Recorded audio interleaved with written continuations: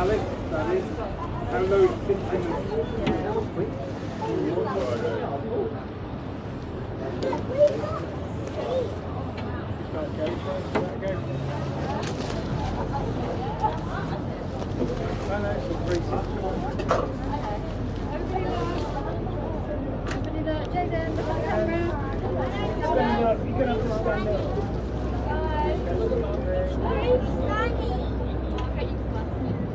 Hello ladies and gentlemen, welcome aboard.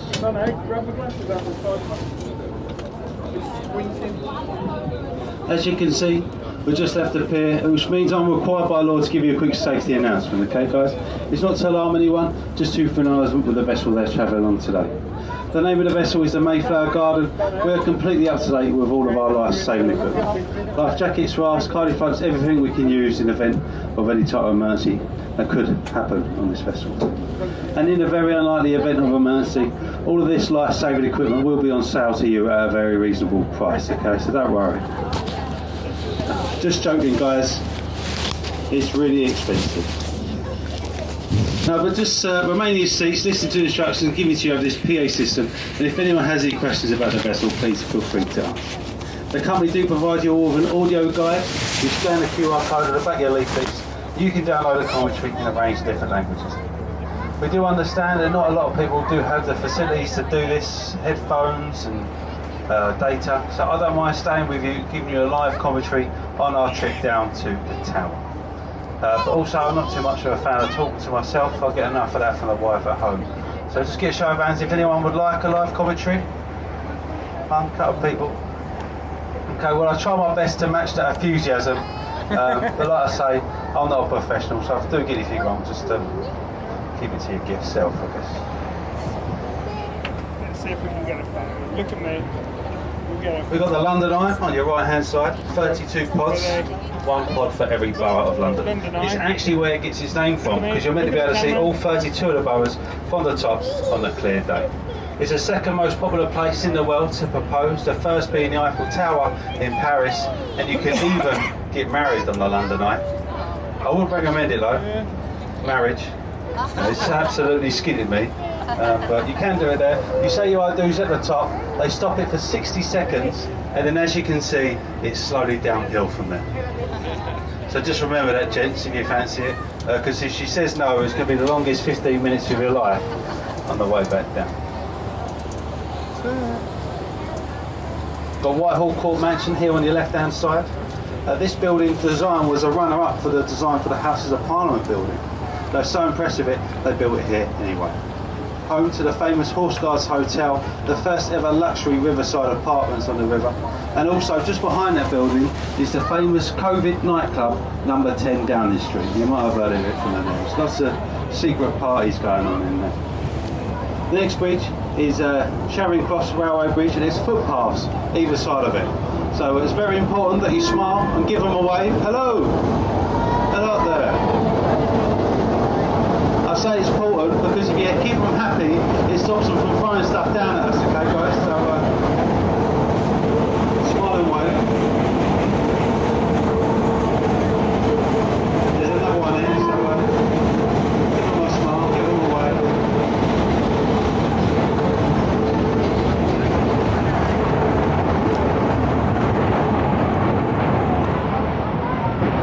Don't wave no one's wave back at you, it just means they're from London and they're miserable like the rest of us, okay? Charing Cross Station, designed like an old, designed to look like a steam train emerging from a tunnel.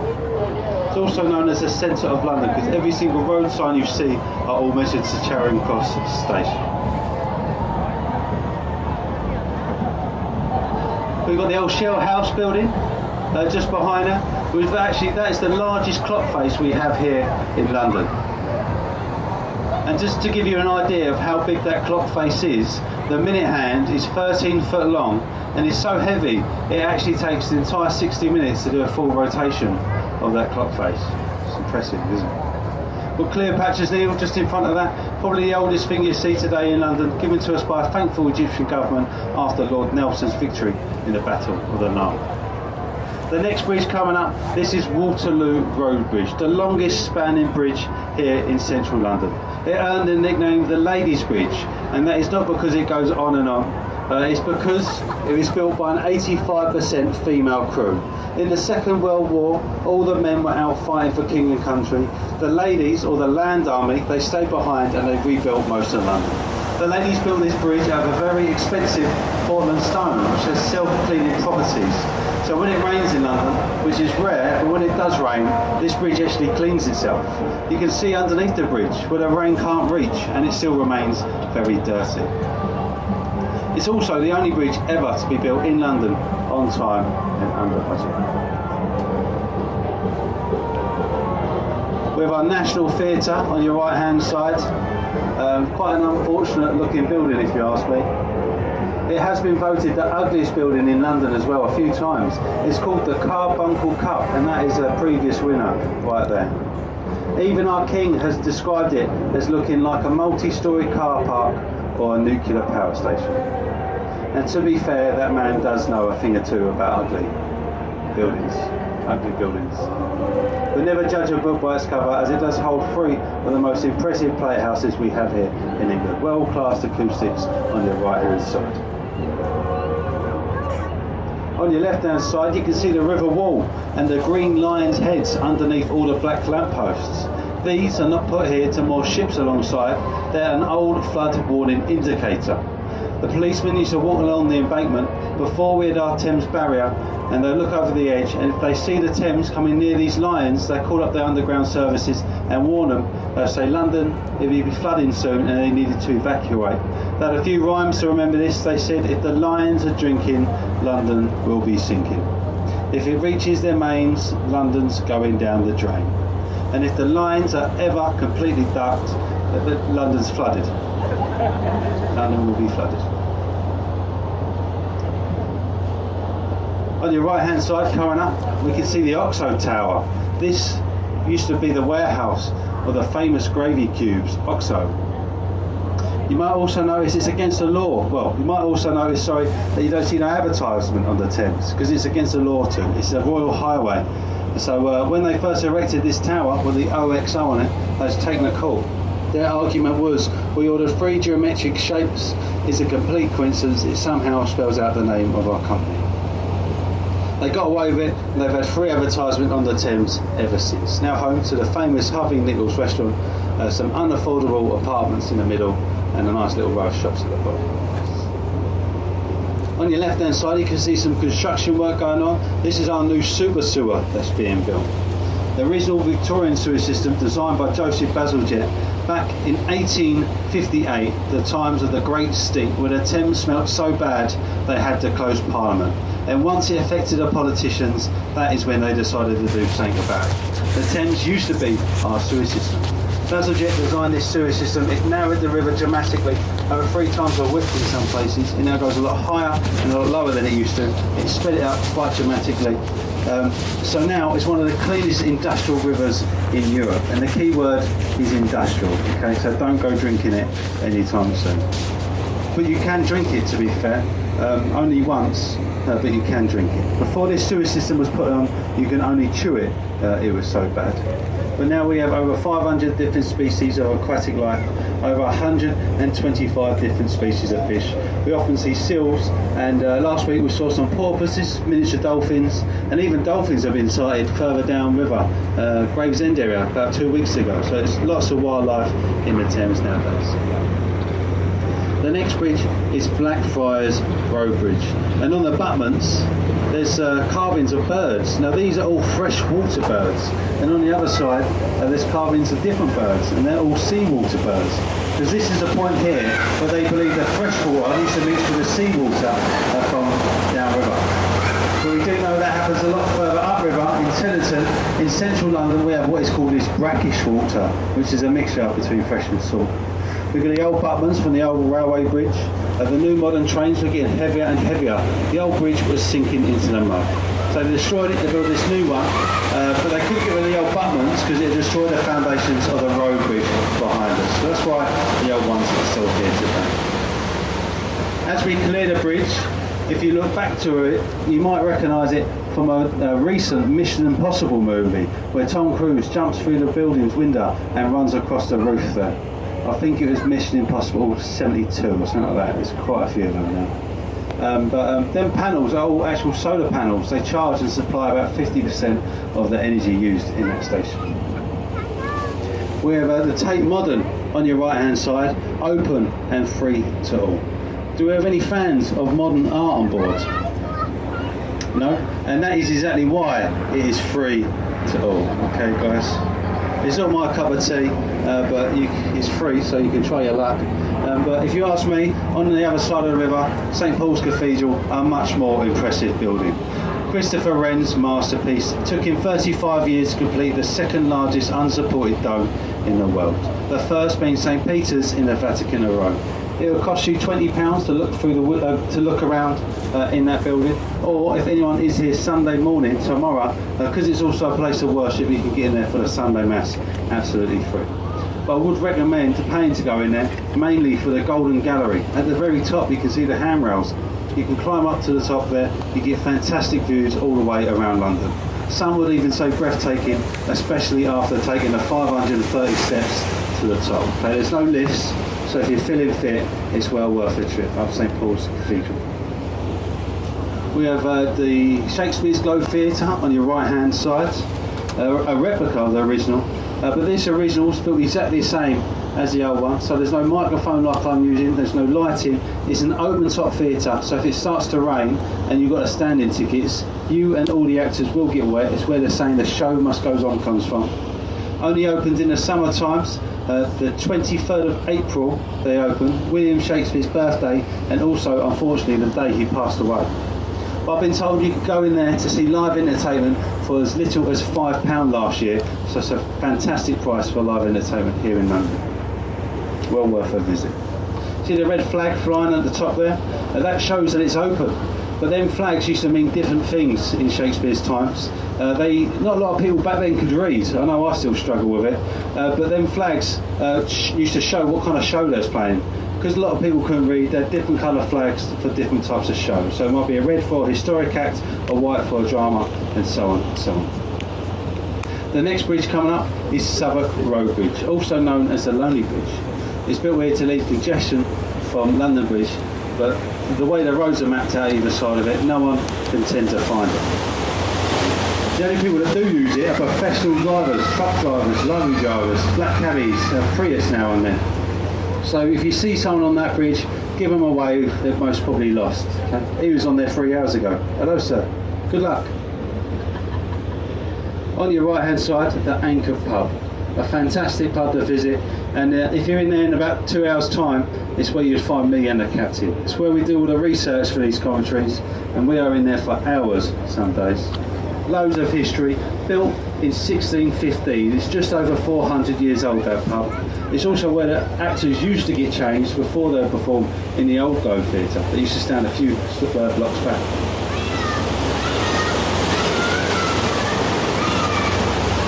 We're just passing under the Cannon Street Railway Bridge. Now there's lots of interesting and nice bridges on the Thames. Unfortunately this is not one of them. It's just an old Victorian Railway Bridge. It does have a very important job though. If it wasn't for this bridge, all the trains trying to get to the station would just fall into the water. So it does that well, I guess. We've got a pirate ship on your right hand side. This is a replica of Francis Drake's Golden Hind. Now he was a privateer, which means he was a legal pirate, employed by the Queen to sail around the world to steal as much as possible. It took him 3 years and he circumnavigated the globe with a crew of 80 men. When he returned, he was instantly knighted, and all the gold and jewels that he stole, mainly from the Spanish and Portuguese, the Queen used all of that to completely bow England out of all of their national debt. It's the first time that has ever happened, but that replica has been around the world twice, following his footsteps, and is under refurbishment to go around for a third time. The next bridge we're about to pass under, this is the famous London Bridge. It's not that good, is it, really? People do travel thousands of miles to see this bridge, and this is it, unfortunately. People do get it mixed up with Tower Bridge quite often.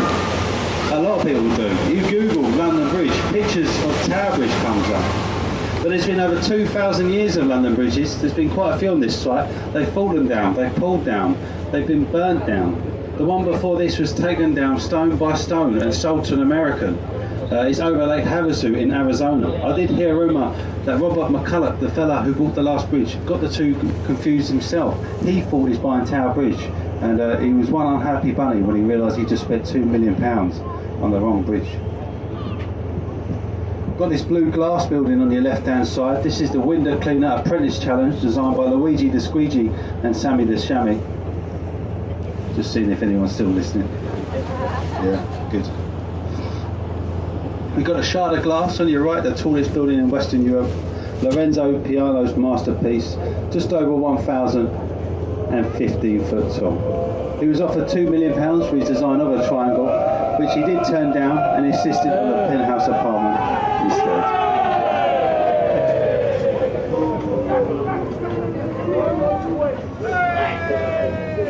Which they accepted. They gave him the penthouse apartment, and he actually recently sold that apartment to rapper and producer will.i.am for £38 million, so a very intelligent man.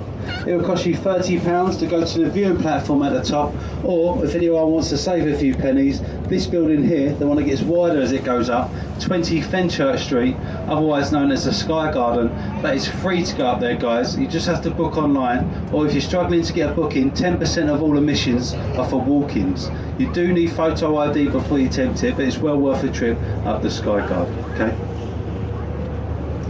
Now, you might miss it, so try your best, but on your right hand side we have the HMS Belfast. She had a fresh coat of camouflage paint, you see, so it does get missed quite often. But she was the flagship of the British Navy in her prime. 11,500 tonnes, 187 metres long. Now a floating war museum, a fantastic way to lose their kids for a few hours. They can explore all 9 decks from the engine room all the way up to the captain's wheelhouse. Just look how much fun they're all having. She opened the firing shots in D-Day and the Normandy landings. She even broke her back in the Second World War as she hit a mine. They was going to scrap her, but instead they upgraded all of her guns, her armour. They hid a brand new state-of-the-art radar system on this boat. It was brand new technology at the time. No other vessel had anything like it. To hide this ship's radar, the British Navy sent out a bit of propaganda, a rumour around Europe. They said the reason this ship is finding all the enemy ships is because all the crew eat so many carrots, and carrots are good for your eyesight.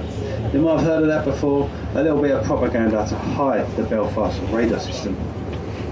In front of us we have the Tower Bridge. Don't all rush to get photos too soon, because you're going to get one with me standing in the front, okay?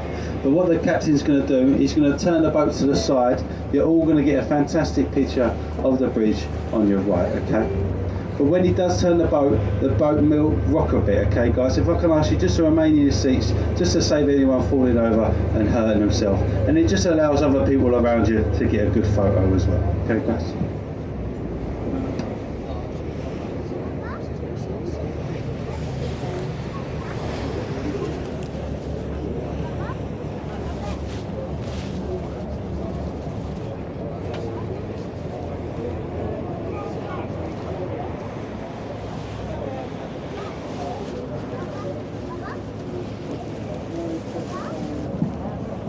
Like I said, we've got a tower in front of us. Tower London, sorry. These centre arches open up to allow larger ships into London. The arches open around about 30 times a month on average, but when London was the busiest port in the world, Tower Bridge used to open about 35 times a day. The most it's ever opened in 24 hours is 58 times. And the only time it's ever failed to open is actually on its launch day in front of the Queen, so that's embarrassing. It opens 364 days a year. There's only one day that bridge won't open. Would anyone like to have a guess what that one day is? Not New Year's. That's it. Let yourselves go, guys. It's not Christmas. It's actually London Marathon Day. It marks the halfway point. It has thousands of people running across it. Personally, I think they should open it just to crack.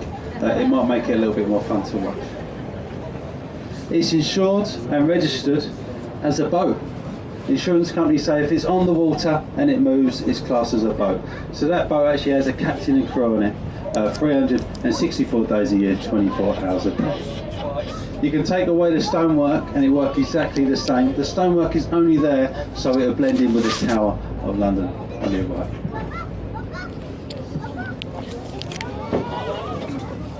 The Tower of London has been quite a few things in its time. It's been a home to royalty, a place of execution, a royal mint where they print money. It's even been a zoo. It was very common for when kings and queens used to come to visit, they often used to bring exotic pets as gifts. And we was given a polar bear by the King of Norway, who used to let fish in the Thames on a long chain for his own dinner.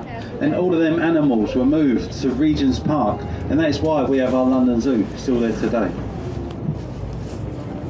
And shortly, guys, we're going to be heading into the pier. So I'll keep your attention just for a few more minutes for a bit of safety travel information. None of the boats have any brakes on them, so we ask you just to remain in your seats until we're fully fast, because we may have a bit of a bump going alongside, and we wouldn't want anyone falling over and hurting themselves, especially on our last run. That's way too much paperwork when we're meant to be going home. Okay, guys? So we'll let you know when you can get up. This boat goes out of service here, unfortunately, so everyone does have to alight here. But if you've got the big bus tickets, the buses will be at the top of the pier. If you've got the tickets for Greenwich, there'll be another boat going to Greenwich after us. Speak to the pierman, they'll put you in another boat back to Westminster if that's where you want to go after. Okay, guys? And just a few words about the commentary, if you don't mind. Like I said to you at the start, I'm not a professional tour guide. I don't claim to be. I'm just one of the captains on board to make sure you get to your destination safely. Okay, guys, we like to do this commentary just because we understand that not a lot of people can use the app, and people travel all the way around the world, and it'd be a disappointment to them if they couldn't know what they're looking at. So we pick up these mics free of charge. But because we don't charge for these commentaries, we have an old tradition called the Captain's Champagne Tip Bucket. If you did understand the commentary, enjoyed it, and like to show a token of appreciation for my efforts as a guide, feel free to throw a couple of bob in our old bucket. If you don't know what a couple of bob is, that's your 5, 10, 20, 50 pound notes, car keys, watches, dollars and euros. Okay, guys? No, but whatever the outcome is, guys, I hope you've enjoyed the commentary. I hope you enjoyed your cruise today. And I hope you have a lovely rest of your day here in sunny London. You've been a great crowd to speak to, and enjoy your day. Thank you very much. Cheers, guys. Cheers, thank you. That's very kind of you, but I'll still be at the door of the bucket, all right?